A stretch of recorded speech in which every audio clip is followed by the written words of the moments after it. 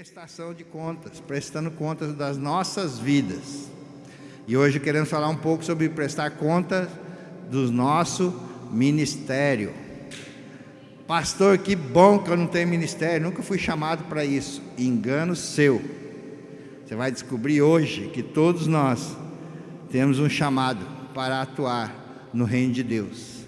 Ah, mas eu não fui chamado para dentro da igreja. Fica tranquilo. O lugar que você foi colocado, você recebeu dons e talentos para fazer essa obra poderosamente. Mas eu quero começar com um vídeo que é bem antigo, mas que dá para ter uma noção disso que eu estou falando.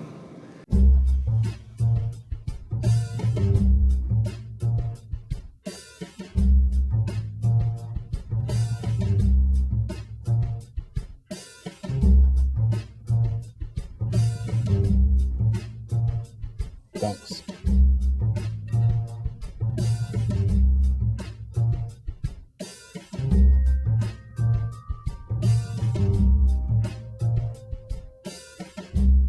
Dankeschön. Arigato.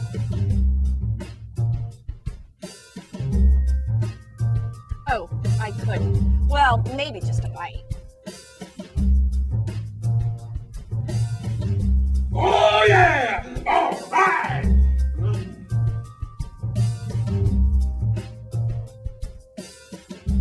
Don't forget the interest.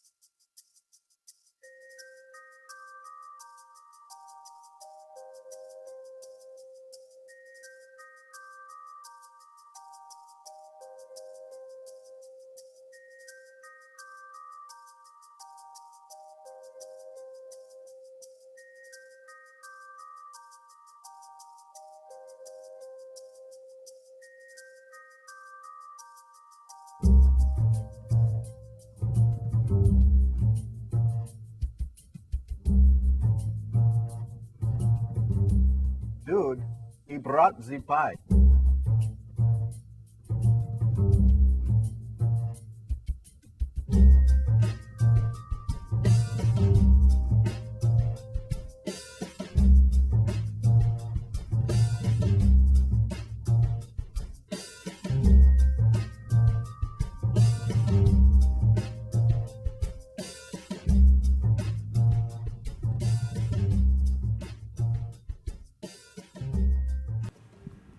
Há tantos textos que dá para trabalhar com essas imagens.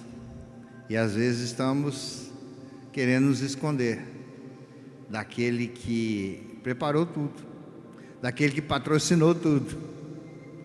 Acabamos de falar e o texto diz: tudo é dele, para ele e por ele. São todas as coisas. E todas significa? Todas significa todas as coisas. Uau! No final vou passar de novo, para você entender melhor e mais profundo ainda. Todos nós fomos chamados, aprendemos semana passada, chamados, escolhidos, fiéis. Uma coisa é ser aceito por Deus, outra coisa totalmente diferente é sermos aprovados por Deus. Uau! No vídeo ali o cara foi aceito, será? Ele foi aceito porque ele recebeu algo de Deus. Agora, se foi aprovado, é diferente. E como que acontece isso? Devido ao nosso nível de resposta àquilo que Deus nos chama, nos pede e nos comissiona a fazer. Isso tem a ver com ministério, tem a ver com trabalho. Ministério não é uma posição de status, e sim de trabalho. O livro de Apocalipse fala sobre isso, de um exército que o Senhor tem quando vai para a batalha final. Isso está para acontecer São coisas que foram reveladas a João. No capítulo 17, verso 14, diz assim: guerrearão contra o Cordeiro, mas o Cordeiro é Senhor dos senhores e Rei dos reis, e os que estão com ele são chamados escolhidos e fiéis. E a palavra diz que é multidão, que estão igual ao Senhor, vestido de branco, em cima de um cavalo branco, porque foram mais que vencedores. Esse é o final do filme. Então, se você quer saber o final do filme da sua vida, leia Apocalipse, porque é o que vai acontecer para aqueles que forem fiéis até o fim da sua vida, até o fim desse mundo, que é acabar primeiro. E as coisas estão caminhando para acabar todo mundo junto, mas nós vemos todo dia, todos os dias, pessoas partindo dessa terra, muitos chegando, é verdade, e o ciclo continua. A palavra diz que quando o Senhor voltar pela segunda vez, todas as coisas estão acontecendo normalmente, só que os escolhidos que foram fiéis vão ser arrebatados. Então esse é o final. Onde é que está esse final? Quero compartilhar um pouco sobre isso. Apocalipse capítulo 19, no versículo 11, vê na sua versão aí, que você tiver, a visão que João teve. Vi os céus abertos diante de mim, um cavalo branco, cujo cavaleiro se chama Fiel e Verdadeiro. Quem é fiel e verdadeiro? Senão o nosso Senhor Jesus. Ele julga e guerreia com justiça, seus olhos são como chamas de fogo, e em sua cabeça há muitas coroas, e o nome que só ele conhece e ninguém mais. Está vestido de um manto tingido de sangue, e o seu nome é Palavra de Deus. Os exércitos dos céus o seguiam, vestidos de linho fino, branco e puro, e montados em cavalos brancos. Da sua boca saiu uma espada afiada, com a qual ferirá as nações. Ele as governará com cetro de ferro. Ele pisa o lagar do vinho, do furor da ira de Deus Todo-Poderoso. E em seu manto e em sua coxa está escrito o seu nome, este nome: Rei dos Reis, Senhor dos Senhores. Essa batalha de vida para a qual nós somos chamados e vamos prestar conta, o livro, a palavra de Deus está dizendo que o final é vitória, que o Senhor é vitorioso, e aqueles que permanecerem se tornarão mais que vencedores. Sabe, a gente precisa tomar posse disso, queridos.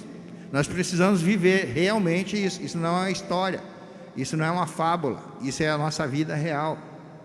Isso não tem nada a ver com religião, nem muito menos com religiosidade, porque a palavra, essa Bíblia, é para você aprender relacionamento, para um ensaio aqui na terra, para aquilo que você vai viver na eternidade no céu. Amém? Vamos nessa? Estamos juntos?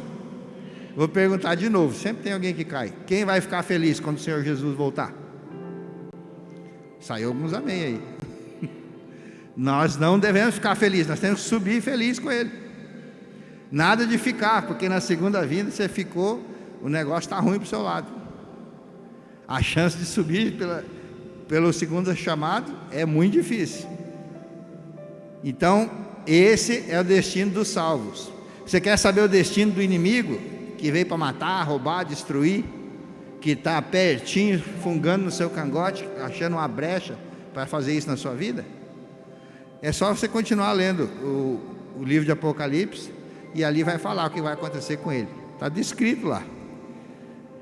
E aí eu falo para você, se você tivesse que apostar, que torcer, que acreditar num time ou num campeonato, que você sabe o final e sabe quem vai ganhar, em quem você apostaria nesse jogo da vida? Você apostaria em Jesus? Apostaria em Deus? Apostaria na sua palavra, sabendo que isso acontece? E é uma questão de bom senso. É no mínimo inteligente servir ao Senhor. Não precisa nem de muita coisa muito espiritual, é só uma questão de razão. Espera aí, esse que está aparentemente ganhando vai virar o jogo. E o negócio vai ficar ruim para ele. Aliás, a palavra diz que ele não tem nem estatura, ele não é páreo para enfrentar Deus. E aí esse Deus poderoso, que já venceu todas as guerras, que o Senhor Jesus é chamado de Rei dos Reis, Senhor dos Senhores, Senhor dos Exércitos, Ele pede para você chamar Ele de Pai. Ele te chama de filho, Ele te chama pelo nome, Ele quer cuidar dos mínimos detalhes da sua vida. Então, Ele nos chama para prestar conta da nossa vida pessoal, como falamos semana passada. E isso é muito importante. Poderíamos pensar de uma forma egoísta e falar, vamos brincar do jogo da vida.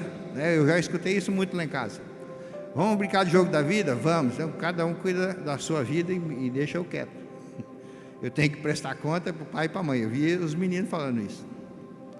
Então, não se mexe na minha vida. Só que na vida do cristão não é assim. Porque você precisa cuidar, zelar da sua vida, santidade, sim. Mas Deus te chama para algo mais. E esse algo mais chama-se ministério. Chama-se ministério, um chamado para trabalhar para o reino. Ai, pastor, que bom que eu nunca fui chamado. Fazer de conta que não foi chamado não quer dizer que não foi chamado. Você já tem uma impulsão para algumas coisas, que isso chama-se propósito. Isso tem a ver com chamado. Ah, eu gosto disso, eu gosto daquilo. Eu tenho certeza que Deus não vai me cobrar o dia que eu chegar no céu. Como que eu fui como esposa lá em casa, como que eu fui como médico na sociedade, como político, porque meu chamado está bem específico, bem definido, bem claro na minha vida. Chamado para o eclesiástico, chamado para ensinar a palavra, para discipular a igreja. Ah, pastor, mas então, se o senhor discipula, eu não preciso discipular. Não, todos nós fomos chamados para isso. A função da igreja é treinar todos aqueles que aqui adentrarem, que aqui quiserem. Está escrito lá atrás, a igreja não é o ponto de chegada.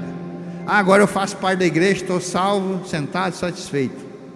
Não, aqui é o ponto de partida, onde você é treinado e volta lá fora para ganhar mais pessoas, e esse é o ciclo. Agora, como fazer isso nas áreas que eu estou atuando? Então, todos temos um chamado. Fala para a pessoa do seu lado, não se engane.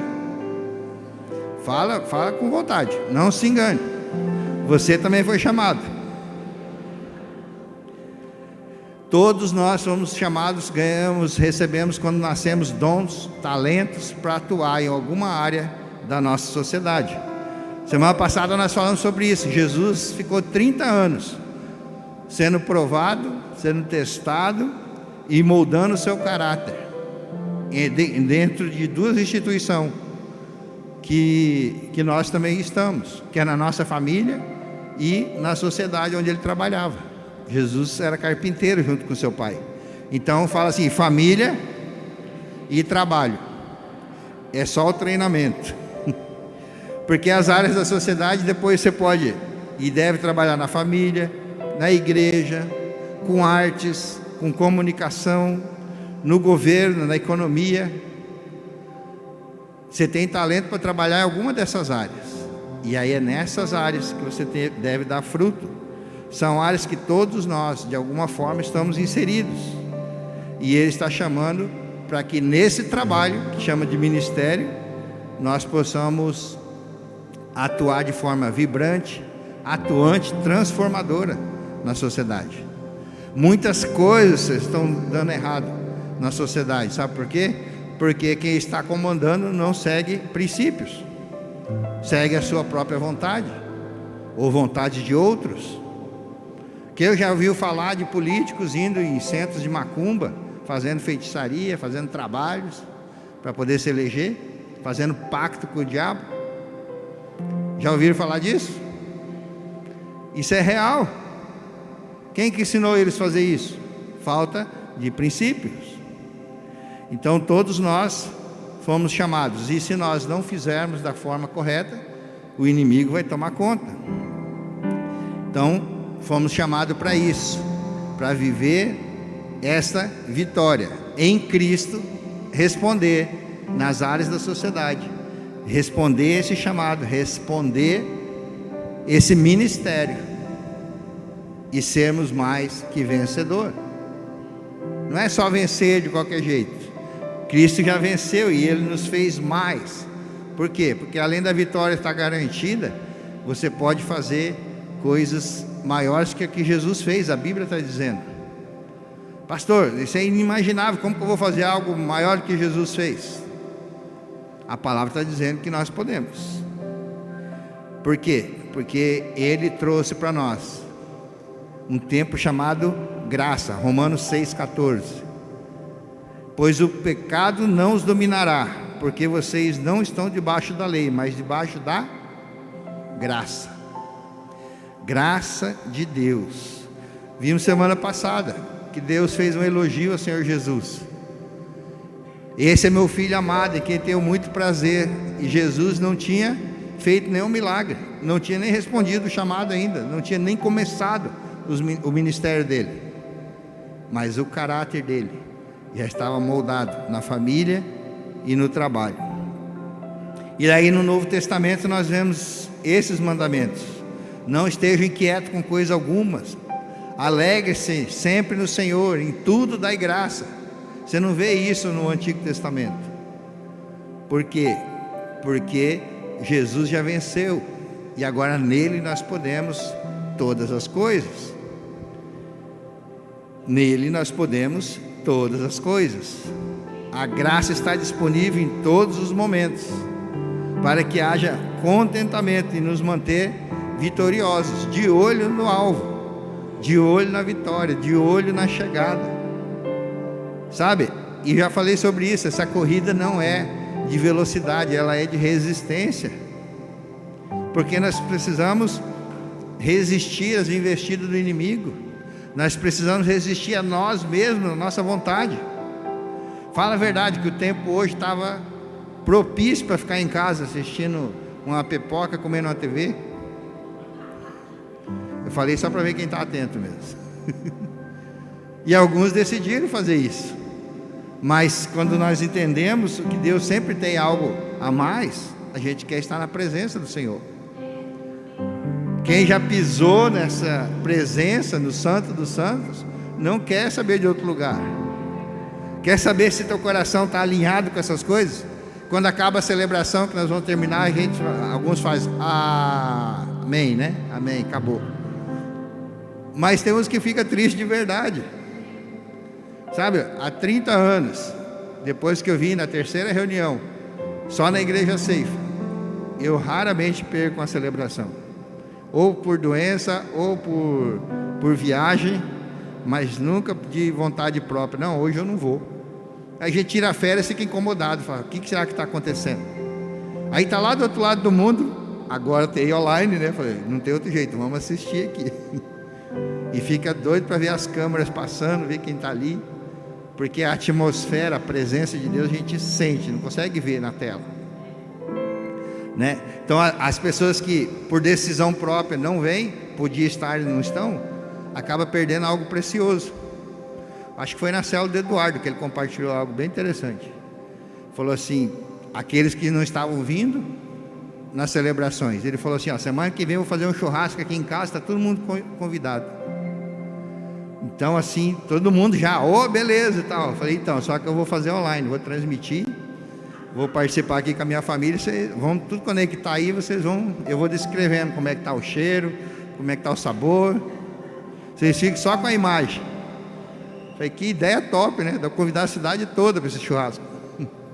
É a mesma coisa? Não precisa nem perguntar. Então tá lá, presencial é a mesma coisa. Tanto que a igreja de Natal o tempo todo estava nos acompanhando. Ai, pastor, quando é que nós vamos poder reunir a gente? E o pastor pedindo: deixa eu reunir, pastor, mais de uma vez, que estavam reunindo na ceia. Aí foi para mais de uma na casa dele, na garagem. E hoje eles estão lá já no templo deles. Eles assistem só depois. Muitos assistem depois da celebração que é transmitida. Sabe, queridos, nós podemos ser vencedor pela graça de Deus. A graça de Deus sempre nos conduz ao triunfo, à vitória em Cristo Jesus. 2 Coríntios fala sobre isso no capítulo 2. Mas a graça de Deus, que sempre nos conduz vitoriosamente em Cristo, e por nosso intermédio exala em todo lugar a fragrância do seu conhecimento, porque para Deus somos o aroma de Cristo entre os que estão sendo salvos e os que estão perecendo. Você já sabia que você era sal, que você era luz? Agora você sabia que você era perfume também? É bom chegar num lugar que está com cheiro agradável, cheiro de limpeza, cheiro de alfazema. Não precisa nem ser um lugar. Uma pessoa que está com cheiro ruim, a gente já não gosta. E aqui a Bíblia está dizendo, se nós formos conduzidos por essa graça, que nós somos como o bom perfume de Cristo. Onde chega, fala, que perfume é esse? Ninguém vê o perfume, né? É bem interessante isso. Podemos ser vencedores agora mesmo, porque enquanto eu estou falando, provavelmente você está pensando nos boletos de amanhã, nos problemas que tem que enfrentar amanhã. Pastor, daqui a pouco, né, já está até um desânimo, tem que dormir e amanhã tem que enfrentar coisas terríveis. Nós temos o caso de Jó que nós citamos, que passou por situações que talvez nós não passaríamos, mas ele permaneceu firme com o Senhor. E qual que é o segredo? A palavra está dizendo, alegremos-nos no Senhor de vez em quando, e daí dá certo. Filipenses 4:4.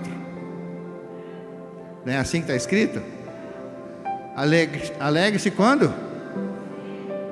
Mas se é sempre, mas pastor, eu estou de luto, morreu alguém da minha família, fui cobrado, fui espizinhado, fui maltratado. Nosso sentimento não pode dominar nossa vida. Alegre-se nas tribulações. Sabe, já me ameaçaram de me prender, de me matar, de tantas coisas. Primeiro não era tanto pelo Evangelho, mas quando foi pelo Evangelho eu falei, tomara que eu seja preso. Ia ser muito legal para o meu currículo, né? Diante de Deus, né? Mas nossos advogados são tão bons que não deixou, né? E o advogado do Senhor Jesus foi mais ainda. Mas sabe, às vezes você está com tanta vontade de agradar o Senhor, e fala assim, quando está tudo muito certinho, muito redondinho, será que tem alguma coisa errada? Pastor, não gosto nem de falar no nome lá do inimigo, porque pode atrair coisas ruins para a minha vida. E aí, não quero mexer com ele não. Se tem uma coisa que o cristão não deve estar, é de bem com o inferno, e com Satanás, e com o inimigo. Ele veio matar, roubar, destruir. Jesus veio para dar vida, e vida em abundância. E você representa Jesus. E como que você leva a vida em abundância se você se sente derrotado? Você olha para o problema e fala, problema, seus dias estão contados. Sabe por quê? O problema pode até crescer. Fala, pronto, já não é igual ontem. Está maior. Porque em algumas situações eu recebia. Alguém sonhava, algum profeta se levantava e fala, dentro de tantos dias, esse problema você não vai ter mais. E aí o problema dobrava e triplicava. Eu falei, mas já não é mais aquele, é verdade. Só que a gente pensa que a coisa sempre, Deus estava provando só se estiver tudo certinho. Então nós precisamos estar atentos àquilo que Deus está fazendo. Alegramo-nos, alegre-se, está dizendo o texto, sempre no Senhor. Sabe por quê? Porque isso é um testemunho até para o próprio diabo. Deus via o caráter de Jó. Foi isso que fez Deus olhar para Jó. A Bíblia diz que o diabo estava passeando ao redor e entrou na presença de Deus. Ele via de circular o mundo. Está lá no texto de Jó. Como cristão eu fico já um pouco em crise com essa passagem. Porque se o próprio Satanás está passeando e vai na presença de Deus, e a gente fica fazendo jejum, oração, campanha, vai nos cultos, buscando a presença de Deus, e aí aquele que está condenado, que não tem mais solução para ele, ele foi para a presença de Deus. Mas tudo bem, o foco não é esse. Aí ele fala para o diabo, está vendo lá meu servo Jó? Homem fiel, íntegro. Deus tecendo elogio para esse homem. Uau! Satanás fala, lógico, você dá tudo para ele, você protege ele. Só faltou ele dizer assim, até eu. Mas no caso dele, ele recebeu mais e perdeu, né? Aí Deus fala assim: então eu te autorizo, vai lá e toca nas coisas dele. Aí, o texto diz que Satanás foi, matou todos os filhos de uma vez só. Os filhos, 10 filhos estavam numa festa, a casa caiu, pegou fogo, deu um raio no pasto, matou todos os bens dele, as ovelhas, os camelos, tudo que ele tinha. Ele perdeu tudo, ficou doente. Quando estava lá se coçando com um caco de telha, a palavra diz, a mulher dele olhou para aquela situação e falou assim: é esse Deus que você serve? Amaldiçoa esse teu Deus aí e morre, homem. Os amigos então faziam fila para ir lá dar sermão nele. Cara, confessa o que você fez, porque você está passando por isso, é porque você fez uma coisa muito grave contra Deus. E isso já no tempo de Jesus era assim. Ninguém falava assim: fui no médico, tenho plano de saúde tal. Porque se tossisse em público, fala assim: está em pecado, está ruim, está doente, Deus está castigando. Era assim. Mas Jó permaneceu firme no Senhor. Ele fez uma declaração tremenda. Ele falou: eu sei que meu Redentor vive, pode acontecer o que for, eu sei que no final o que importa é estar com o Senhor. Deus conhecia o caráter dele. Se você lê aquele livro e daí você pensa assim: se Deus fizesse 1/3, eu já não queria ficar. Se o pastor me olhar torto na igreja, eu já não quero mais ficar nessa igreja. Talvez explica porque tantos bancos vazios, né? Eu não consigo olhar reto. As pessoas estão muito frágeis com seus sentimentos. Satanás precisa entender, e o texto mostra, 2 Coríntios 4,17: porque nossa momentânea e leve aflições está produzindo para nós um eterno peso de glória, muito além de todas as comparações, não atentando nós para as coisas visíveis, e sim para as coisas invisíveis, para as coisas eternas, para demonstrar para principados e potestades. Essas são as coisas invisíveis. Está lá em Efésios 3,10 também: a fim de que a multiforme sabedoria de Deus pudesse agora ser conhecida através da igreja e os principados e potestades nos lugares celestiais. O seu posicionamento, a resposta a esse trabalho, a esse ministério. Deus vai olhar e falar assim: uau, esse meu servo, apesar dessa economia, apesar desse governo, apesar dessa situação, ele está fazendo tudo correto. Principados e potestades são os espíritos malignos em lugares celestiais. Efésios 6,12. Acho que está ali o texto. Isso também é real. Poder do mal, que é infinitamente menor. Essa tribulação, ou as coisas contrárias, aquilo que nos incomoda, ela tem o poder de nos transformar à semelhança de Jesus e manifestar para os espíritos malignos que nós temos um Deus poderoso, que nos cuida, que nos guarda, que nos protege. Por isso que a Bíblia é categórica: aquele que está em Cristo. Em Cristo nós somos mais que vencedores. Sem Cristo nós vamos apanhar, sim. Ai, pastor, eu tenho medo de macumba, de trabalho, desses negócios aí. Se você não tem Cristo, tem que ter medo, sim. Agora, se você está em Cristo, pode fazer o que for. Pode amarrar o sapo dentro da boca do outro sapo e dar não sei quantos nós e pendurar não sei aonde. Pode fazer farofa com caldo quinó, com o que quiser, com galinha preta, branca. Não vale encantamento para os filhos. Então a vitória começa agora, não é para depois. Se você aceitou Jesus, tem Ele no seu coração, novidade de vida. Jesus falou: já chegou o reino, é chegado o reino, de fato já chegou. E aí no reino de Deus as coisas são diferentes. Jesus estava explicando. Então, nessa região, nós precisamos testificar que nós temos um Deus que ama.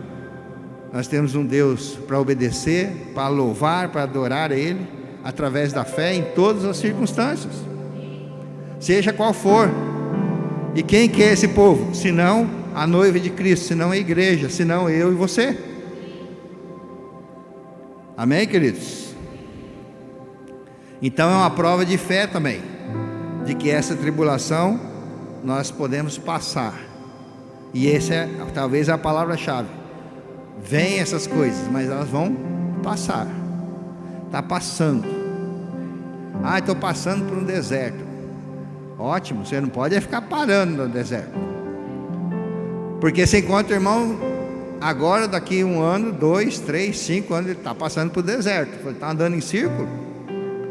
É o deserto do Saara, que não dá para atravessar a pé.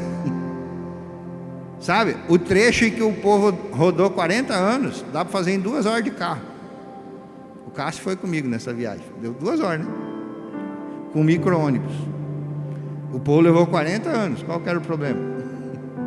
Se saísse debaixo da nuvem, se saísse da proteção do Senhor, era a morte, não sabia para onde ia, não tinha GPS, e rodaram 40 anos.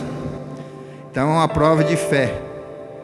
E hoje nós podemos ir além e dizer, com base em Romanos 8, 23, Deus planeja e transforma todas as circunstâncias, todos os detalhes que diz a nosso respeito. Olha o que diz o texto, coloca lá, Romanos 8, 28 ou 23. E nós precisamos acreditar verdadeiramente nessa palavra. É o 28? Sabemos que Deus age em todas as coisas para o bem daqueles que gostam dele, mais ou menos, dos que foram chamados de acordo com os seus olhos verdes, com a sua beleza, com a sua postura. Às vezes pensamos que é isso. Se tem a ver com o propósito, todas as coisas concorrem para o bem daqueles que amam. Amém? Você crê nisso de verdade? Podemos agir nessa direção? Quando chega a hora de qualquer circunstância, o que a gente faz? Bate o desespero. Puxa vida, enquanto era com outro, enquanto era testemunho, enquanto era lá do outro lado do mundo, mas agora está no meu quintal, está na minha porta. Será que Deus encontra em nós alguém que não vai murmurar por essas coisas? Que vai dar graça em qualquer circunstância? Alguém que o inimigo vai acusar diante do Senhor e ele vai dizer: não, esse aí não. Não, mas então coloca qualquer empecilho lá para você ver. Aqueles que são ponta firme diante do Senhor. Mas ele não veio na celebração hoje. Por quê? Porque estava frio. E pensa num frio de Foz do Iguaçu, né? Comparado com outros lugares. Não, mas estava chovendo, minha saúde é de ferro, não pode molhar, senão enferruje. Tem gente que acha que pensa assim. E são os mesmos que quando está aqui, bebe água não sei quantas vezes, por dentro acho que é feito de aço. Que a água da igreja é uma coisa maravilhosa. Já fiz essa pesquisa entre os pastores que eu conheço. Se tem uma coisa que o povo gosta na igreja, é a água da igreja. Eles pensam que é mais santo. Tem mais filtro, porque eu cuido com a saúde. Tem muito mais filtro, mas a água da Sanepar vem do mesmo rio lá da sua casa. Mas é uma coisa bem incrível assim. Tudo que a nutricionista manda tomar diariamente, eles querem tomar no final de semana. É impressionante. E eu achei que era só aqui, por isso que eu estou falando. Que essa palavra vai para o mundo inteiro. E os pastores que estão assistindo vão concordar. É verdade. Quer saber se todo mundo veio na igreja? Põe uma câmera em cima do bebedouro. É impressionante. Mas assim, queridos, 2 testes de 2 pessoas que bem interessante que a Bíblia mostra. Teste de Pedro e de Judas. Entre os apóstolos que Jesus escolheu, talvez esses 2 sejam o maior contraste de personalidade. Pedro e Judas. Pedro era sincero, a palavra mostra que ele era um pouco inculto e afetuoso. Já Judas era inteligente, astuto e ambicioso. Deus tinha um grande chamado para Pedro, assim como tem para você, amém? Mas ele não poderia cumprir na vida de Pedro se ele não passasse pela prova, se ele não fosse aprovado, se ele não tivesse sido testado e aprovado, como qualquer um de nós. Quando será que começou o nosso teste? Pedro não fazia ideia que estava sendo testado. sobre os planos que Deus tinha para ele. Não teve uma palestrinha de Jesus dizendo, ó, vai ser assim, assim, assim. Até porque Deus não mostra os planos que Ele tem para nós de uma forma assim, geral, total. E hoje eu entendo por quê. Deus fala assim, tem um chamado, vem que eu vou te mostrar o que vai acontecer. E passasse um filme do que ia acontecer. Você acha que eu ia? Se passasse para você, eu tenho certeza, mas tem que passar por isso daí, mas para quê? Não, tudo tem um propósito. Não, por aí não quero ir não. Pensa nesse chamado como o farol do carro. Hoje os faróis são top, né? Antigamente tinha o tal do farol de milha. O que era esse farol de milha? Ele iluminava uma milha. Uma milha dá 1.600, 1,5 km. Hoje com o xenon, vamos dizer aí 3 km. Aí o farol ilumina, a gente que já não enxerga tanto longe. Mas vamos pegar o farol do carro como exemplo. Você só vai até onde você está enxergando. Você vai daqui para Cascavel, ele não vai iluminar daqui Cascavel, que é a cidade mais próxima, para quem está nos assistindo. 160 quilômetros mais ou menos. Ele vai iluminar conforme você vai estar indo. Ah, mas eu não estou enxergando, então eu não vou. Então você não vai chegar nunca. Não é assim? Uma forma bem simples de entender. Esse chamado é a mesma coisa. Ah, não sei o que pode acontecer, mas é o dono do universo, o Rei dos Reis, o Senhor dos Senhores, o Deus Todo-Poderoso, que te criou, que te fez nascer, que te cuidou desde o ventre da sua mãe, que está te chamando. Não é aquele que veio matar, roubar, destruir, enganar, mentir. Mas como é que eu tenho essa certeza? Precisa ter intimidade com a palavra. A atitude de Pedro em relação ao dinheiro, isso aqui é muito legal. Certo dia entrou Jesus no barco e falou para ele, vamos pescar. E aí ele teve uma pesca milagrosa, sensacional. Lucas capítulo 5, não vou ler o texto.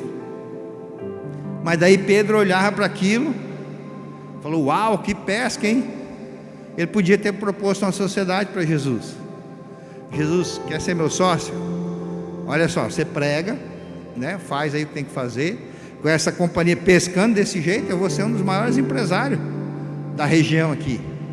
E aí só com o dízimo daquilo que eu receber, só com as ofertas eu vou sustentar você, o ministério, os missionários, a sua equipe aí, quem mais você chamar.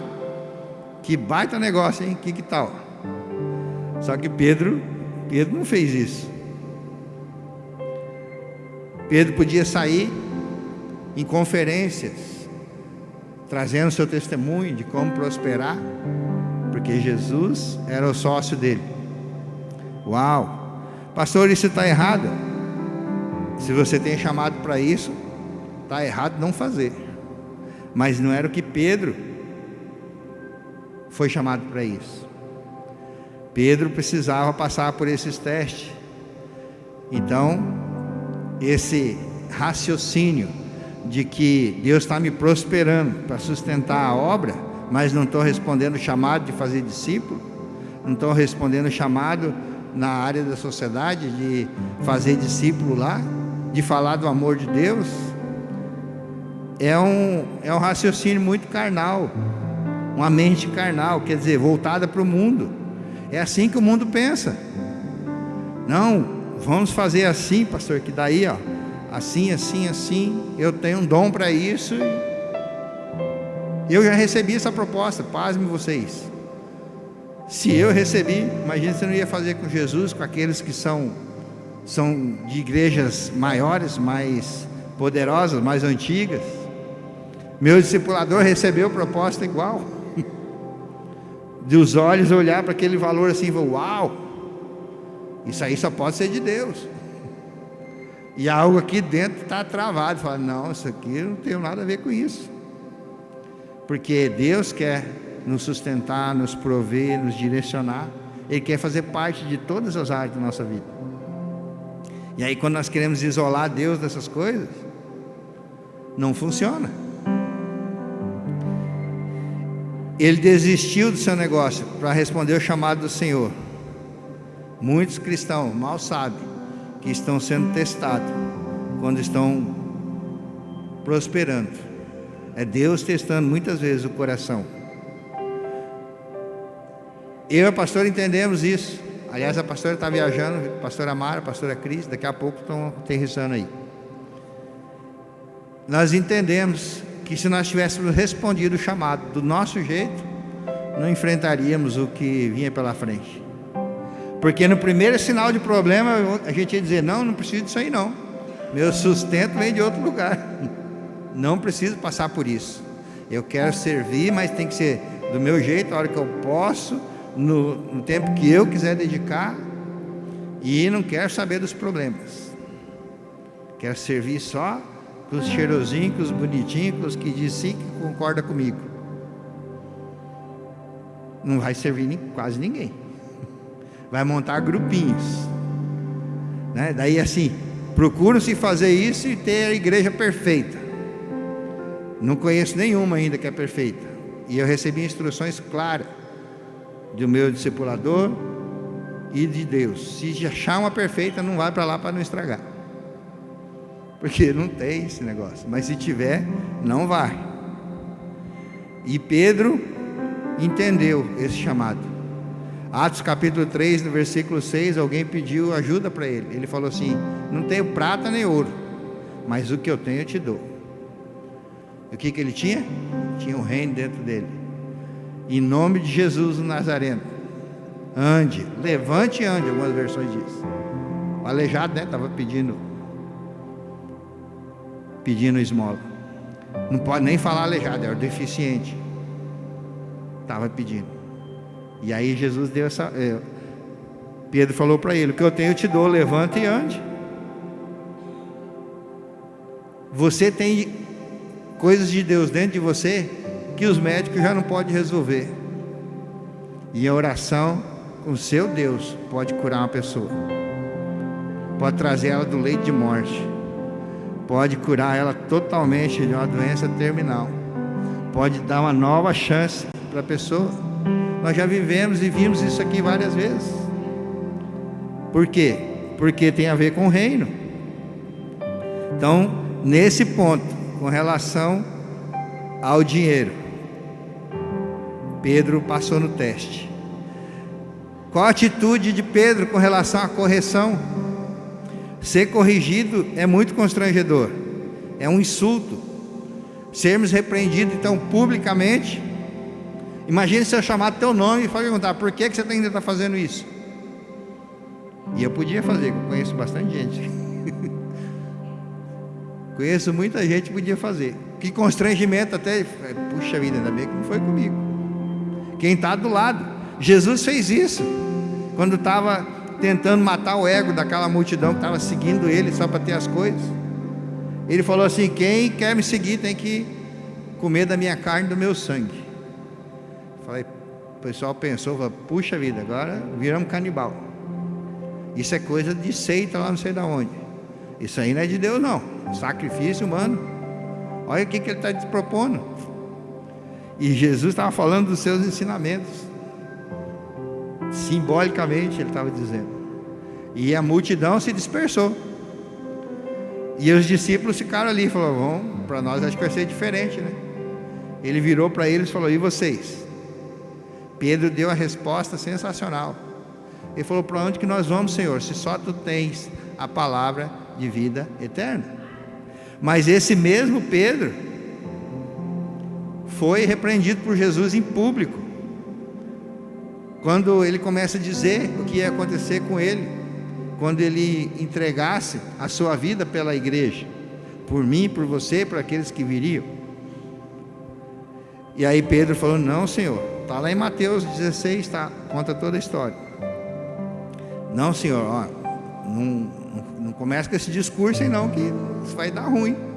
Você já falou aquilo lá, perdeu muita gente. Agora está dizendo que você vai passar por tudo isso. Aí é só bandido que é crucificado. É a pior espécie de bandido que vai para a cruz. Você está dizendo que vai para a cruz?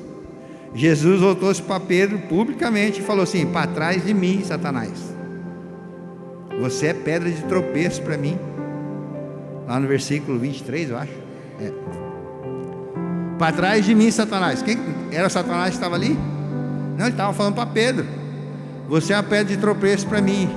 e não pensam nas coisas de Deus, mas nas coisas dos homens.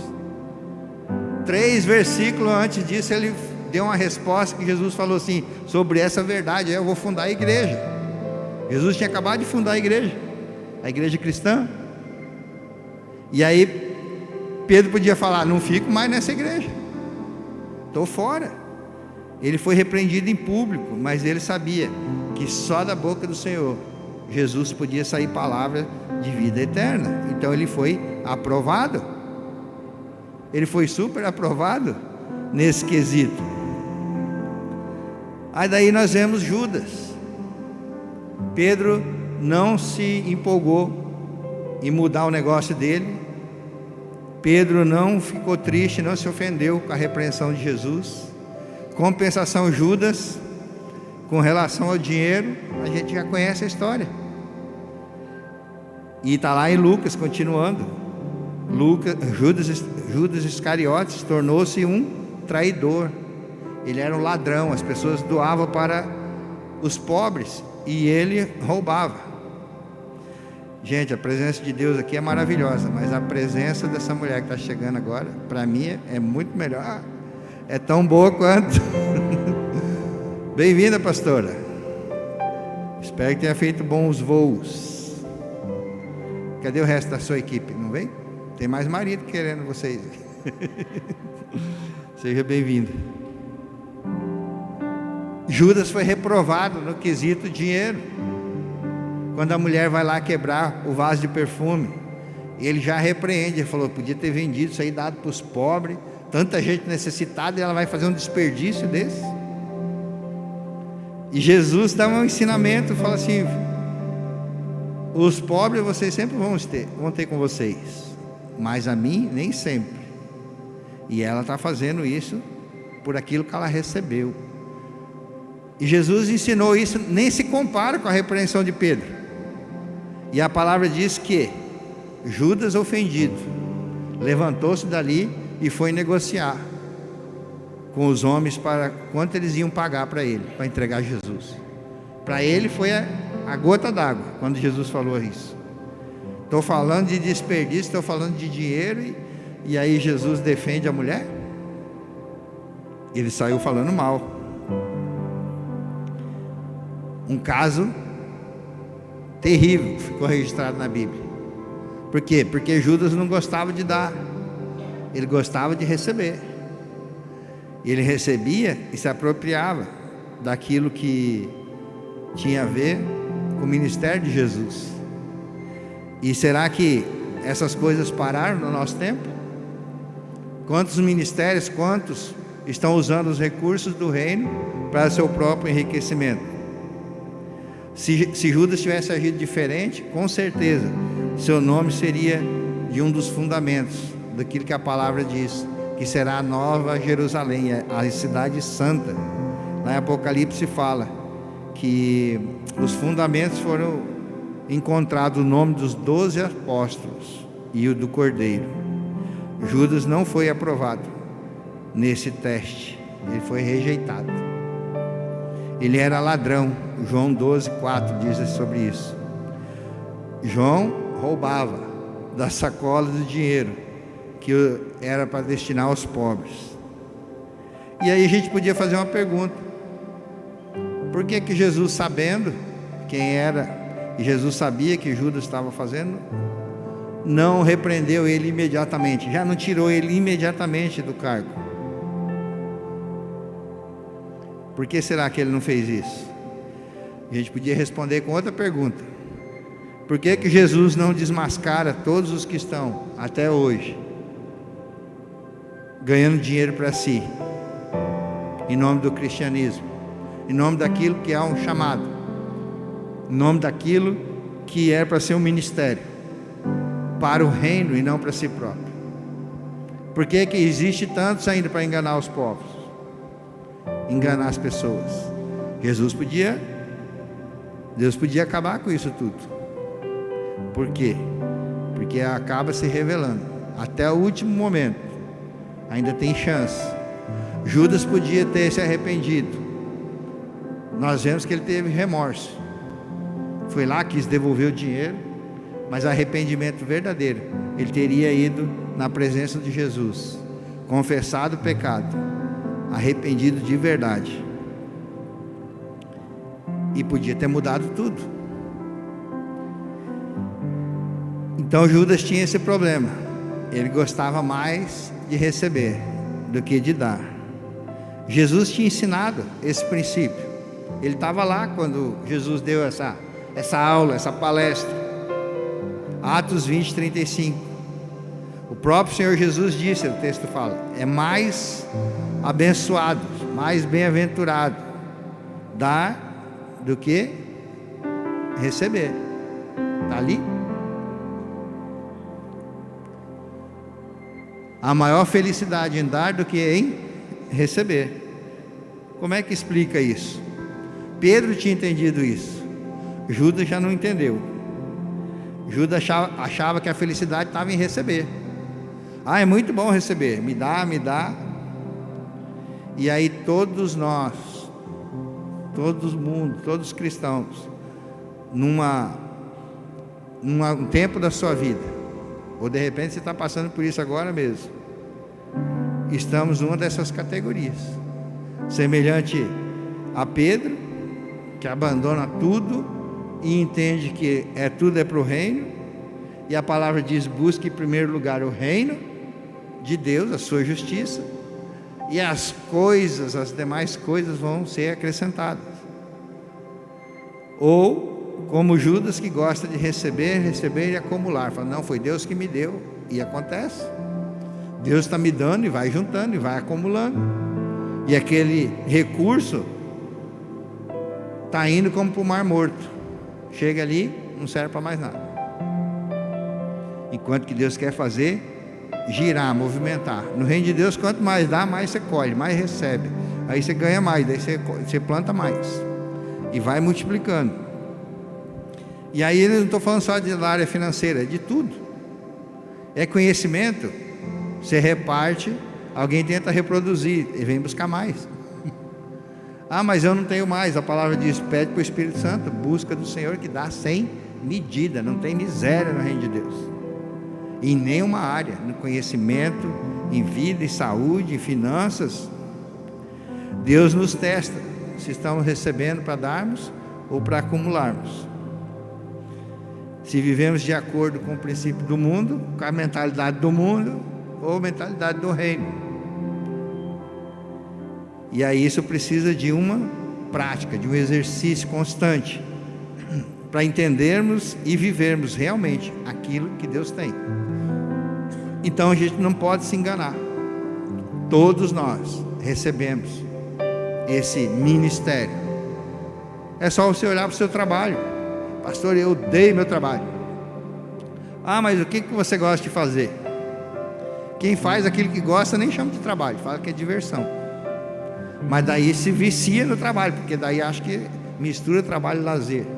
As raras pessoas que fazem isso. Eu faço o que eu gosto. Geralmente você está trabalhando numa linha no qual você foi chamado, você foi vocacionado por Deus. Sabe, queridos, o discípulo de Jesus é aquele que aprendeu como ser rico para Deus e dar aos outros daquilo que recebe, daqueles que necessitam. Jesus disse para os discípulos, em Lucas 6,38: dê e será dado a vocês uma boa medida, calcada, sacudida, transbordante será dada a vocês, pois a medida que usarem também será usada para medir vocês. Ou seja, aquilo que você der vai voltar. O que você fizer, seja de bom ou de ruim, vai voltar. É como a semente, a palavra diz: não se engane, tudo que o homem plantar vai colher. Jesus ensinou que se formos fiéis com aquilo que é visível, com os recursos que são visíveis, nós receberemos as riquezas espirituais. Quando fala ser fiel no pouco, muito eu vou te acrescentar, a parábola dos talentos não estava falando só de dinheiro, está falando de que aquilo que você tem, você deve multiplicar, você deve usar, você deve trabalhar. O ministério é isso, trabalhar com aquilo. E se nós não somos fiéis com essas coisas que são daqui, que são perecíveis, como que é com as verdadeiras e espirituais, com aquilo que Deus tem mais precioso para nos dar? Lucas 16:11 diz assim: assim, se vocês não forem dignos de confiança e lidar com as riquezas desse mundo ímpio, quem confiará as verdadeiras riquezas a vocês? Então hoje nós estamos nesse período, eu e você, todos nós, de provação, com a nossa bolsa de recursos que o Senhor nos deu. Quando você nasceu, Deus te deu uma família. Quando você aceita Jesus, você recebe uma família espiritual. Você vai para uma casa, para uma igreja, para aprender da palavra de Deus, onde tem resposta para quase tudo, porque o que não tiver resposta aqui, alguém tem. Tem sempre alguém que sabe mais, tem sempre alguém que já viveu mais. Esse ministério tem 30 anos em Foz, mas o Ministério Ceifa tem 40 anos no Brasil, e o bispo tem 85 anos de experiência. Então, só sem sair de dentro de casa, nós temos muito que ensinar. A atitude de Judas em relação à correção foi das piores também, quando ele falou sobre o que deveria ter feito com o dinheiro.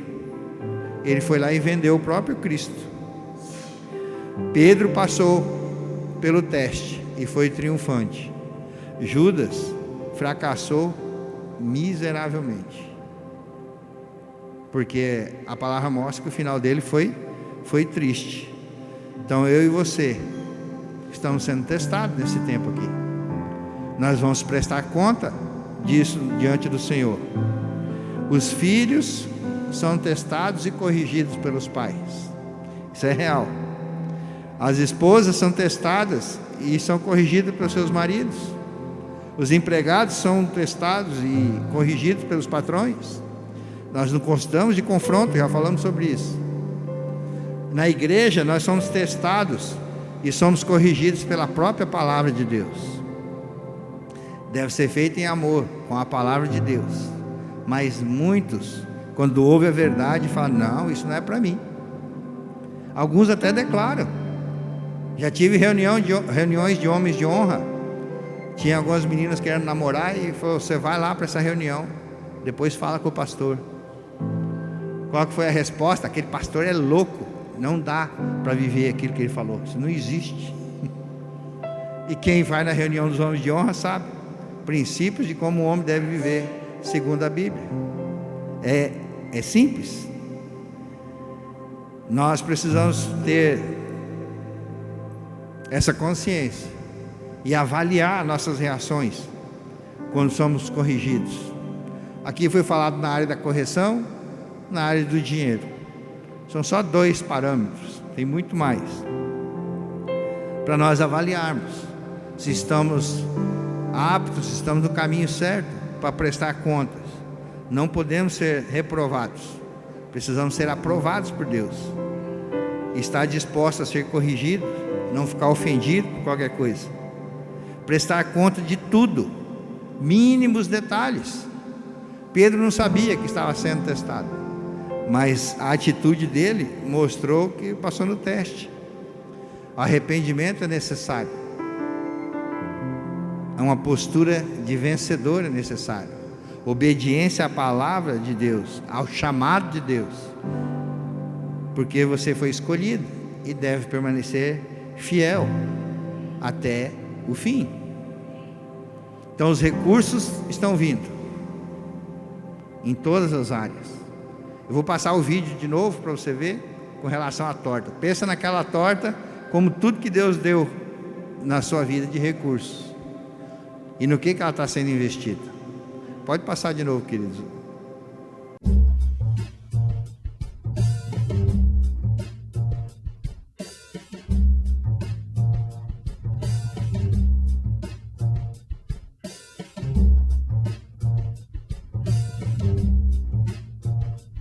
Thanks.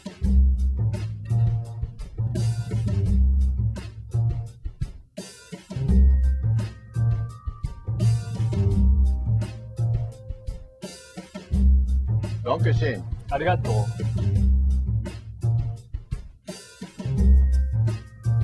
Oh, I couldn't. Well, maybe just a bite. Oh yeah! All right!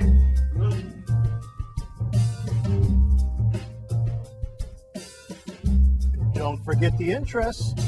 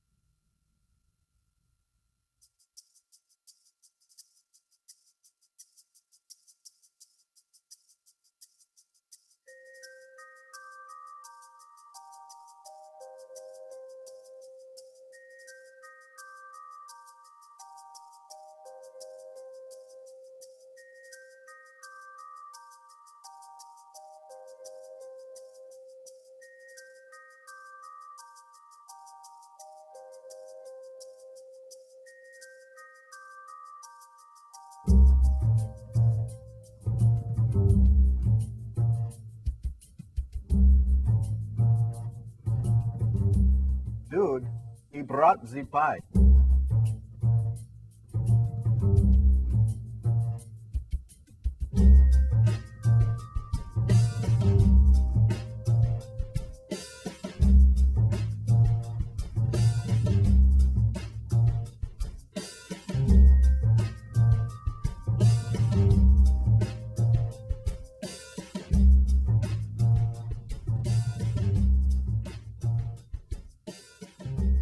Pensa nessa torta, foi o ministério que Deus te deu, a vida que Ele te deu de presente.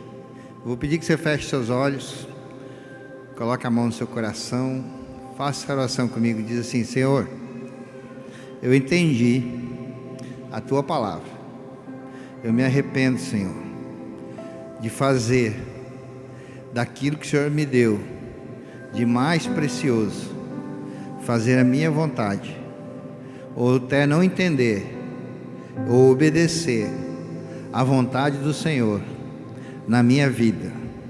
Me perdoe, Senhor, me ajude, Senhor, a cumprir esse chamado, a cumprir esse propósito, e que eu esteja alerta, vigilante, praticante daquilo que o Senhor quer para a minha vida, enquanto eu viver, até que o Senhor volte, fiel até o fim, em nome de Jesus.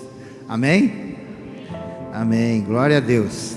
Também eu quero dar essa oportunidade para você que está em casa, que está assistindo, para vocês que, se pela primeira vez ouve uma palavra nesse sentido, e que precisa prestar conta da vida que você recebeu do Senhor, e quer entregar a sua vida para esse Deus. Esse ato não é um ato de religião, não é um ato de religiosidade, como falamos, mas de relacionamento com o nosso Deus. Ele quer relacionar-se contigo, para você entender tudo que Ele tem, em todas as áreas, em todo o tempo, para a sua vida. Se você quer fazer isso, coloca a mão no seu coração e repita essa oração. Fala assim: Senhor Jesus, eu entrego a minha vida ao seu senhorio. Eu reconheço que meus caminhos estão errados, que eu não estou indo para o alvo. Eu peço, Senhor, escreva o meu nome no livro da vida.